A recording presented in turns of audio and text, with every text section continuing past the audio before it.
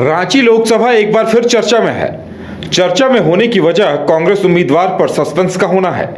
बड़ा सवाल यह है कि रांची से उम्मीदवार सुबोधकांत सहाय होंगे या फिर ऐन चुनाव से पहले कांग्रेस ज्वाइन करने वाले 5 बार सांसद रह चुके रामटहल चौधरी।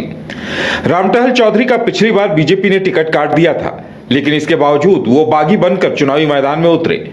उनके कुर्मी समुदाय से होने और कुर्मी वोटरों पर पकड़ की चर्चा खूब हुई, लेकिन जब चुनाव परिणाम आए तो उन्हें मिले महज 30,000 वोटों ने उन्हें सीधे आसमान से जमीन पर ला दिया। वहीं दूसरी तरफ संजय सेठ ने कांग्रेस प्रत्याशी सुबोधकांत सहाय को 2,83,000 वोटों के अंतर से हराकर नया रिकॉर्ड कायम कर दिया था। संजय सेठ की इस जीत ने सारे समीकरणों को ध्वस्त कर दिया था। इसके बावजूद एक बार फिर कांग्रेस प्रत्याशी के तौर पर रामटहल चौधरी की चर्चा हो रही है और ये दावा किया जा रहा कि कुर्मी वोटरों पर उनकी काफी बेहतर पकड़ है।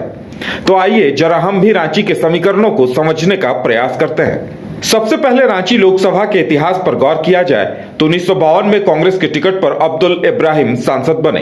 फिर 1957 में निर्दलीय मीनू मसानी को यहां की जनता ने लोकसभा में भेजा। फिर कांग्रेस से बंगाली समुदाय के पीके घोष लगातार 3 बार यहां से सांसद रहे।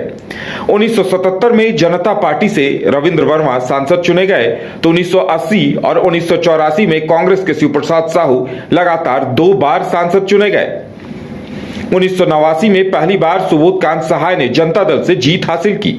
उसके बाद 1991, 96, 1998 और 1999 के चुनाव में लगातार बीजेपी के टिकट पर रामटहल चौधरी जीतते रहे।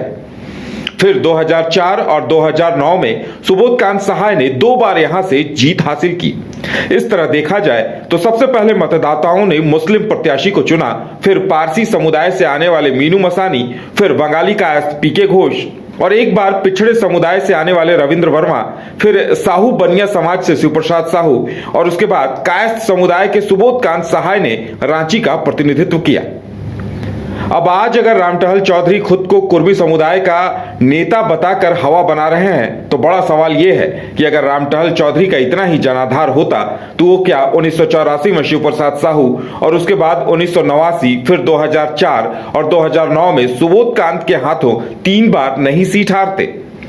इन आंकड़ों पर गौर करने पर यही साबित होता है कि रामटहल चौधरी का दावा हवा हवाई है, क्योंकि 2014 में जब सुदेश महतो रांची लोकसभा से चुनाव लड़े थे उस वक्त भी रामटहल चौधरी के होने के बावजूद वो 1,35,000 वोट लेकर आए थे, जो उस समय हुए कुल वोटिंग का लगभग 13% था।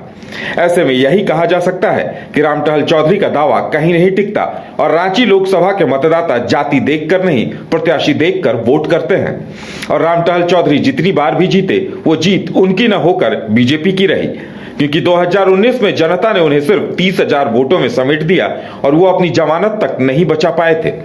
ऐसे में 82 वर्ष के रामटहल चौधरी पर दांव खेलते कांग्रेस अगर नैया पार होने की उम्मीद रखती है तो फिर नाकामयाबी ही हाथ आने के आसार हैं। न्यूज बाइस्कोप के लिए रांची से उदय शंकर की रिपोर्ट।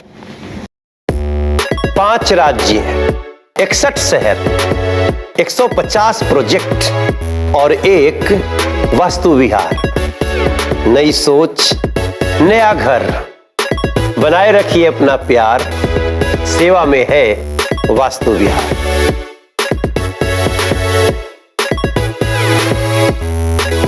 धनबाद और गिरडी का सबसे बड़ा डायग्नोस्टिक सेंटर आविष्कार डायग्नोस्टिक।